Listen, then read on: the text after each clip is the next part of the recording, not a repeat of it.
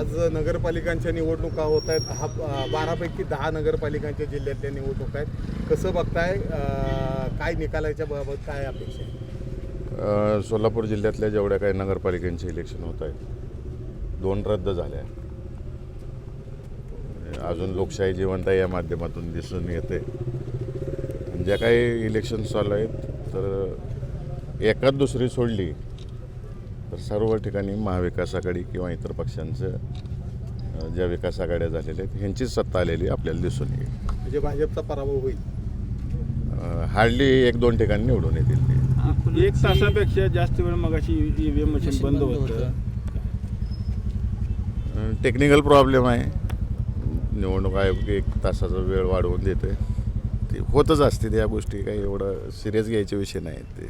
Muscle power आणि मनी पॉवरचा वापर निवडणुकीत झाला असं वाटतं सत्ताधाऱ्यांकडे.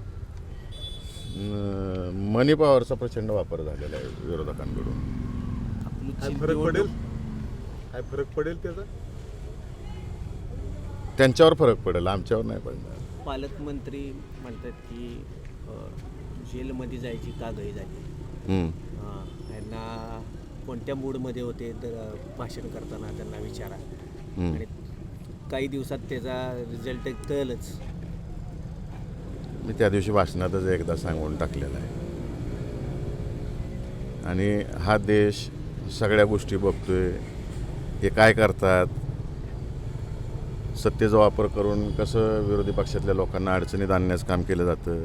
पुन्हा कोर्टच निर्णय देते, कोर्टच झापतं सरकारला. ह्या प्रक्रिया हे लोक करतात म्हणून सांगितलं. आणि योग्य वेळेस योग्य उत्तर देऊ आम्ही. राज्यात केंद्रात काय बदल व्हायच्या हालचाली चालू आहेत. पृथ्वीराज बाबांनी वक्तव्य केलेले आहे. काय कसं काल म्हणाला की बघूया काय दिसेल तुम्हाला 6 महिन्यात काय मोठ्या घडामोडी करतायत सगळी. संपूर्ण अरे निवडणूक एक मिनिट. 6 महिन्यात देशामध्ये काय बदल घडतायत हे दिसून येईल तुम्हाला सगळ्यांना. राज्यातही घडणार. सगळीकडेच घडत जातं ना ते.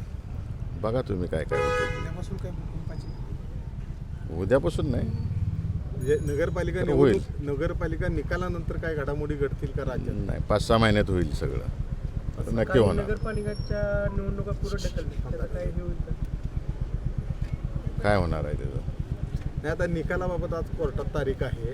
निकाल पुढे जाईल का निकाल? उद्या जो होणार आहे मतमोजणी ती एकत्रित सगळं केलं जाईल. निकाल घ्या अशी एकत्र निकाल घेणं अपेक्षित आहे. आता त्या ज्या 29 नगरपालिकांचं मतदान 20ला गेलेलं आहे त्यांची मागणी आहे की 21ला तुम्ही सगळ्यांचंच एकत्र काउंटिंग घ्या, कारण त्यांच्यावर परिणाम होईल. आणि योग्य आहे, 21ला काउंटिंग झालं तरी काही हरकत नाही सगळ्यांचं एकदम. संपूर्ण प्रचारात मोहिते पाटील कुटुंबियांवर आरोप केले, त्यांच्यावर टीका केली, दहशत आहे म्हणले. ह्याचा काय परिणाम होईल नक्की अकलूजकरांवर? माझ्या गावातल्या जनतेला माहीत आहे की आमची दहशत आहे का नाही. हे गाव फक्त आमच्या कुटुंबावर प्रेम करतं आणि आमचं कुटुंबसुद्धा त्या गावावरती तेवढंच प्रेम करतं. दहशत असती तर अनगरसारखं झालं असतं. आम्ही लोकशाही मार्गाने मतं मागतोय लोकांकडे. घाबरत नाही आहे आम्ही कुठल्या गोष्टीला. लोकांना फेस करतोय, जे कामं करतो त्याचं मूल्यमापन करणं म्हणजे इलेक्शन आहे. अनगरच्या त्या ताईंना न्याय मिळाला असं वाटते? मिळाला तर आता पुढच्या याला अजून काय काय उद्योग करतायत बघायला लागेल ते सगळं. तर आमचे इथं गावचं प्रेम आमच्यावर आहे आणि आमचं गावावर आहे. गाव उत्तर देईल मताच्या रूपातून आणि ते दिसून येईल सगळ्यांना.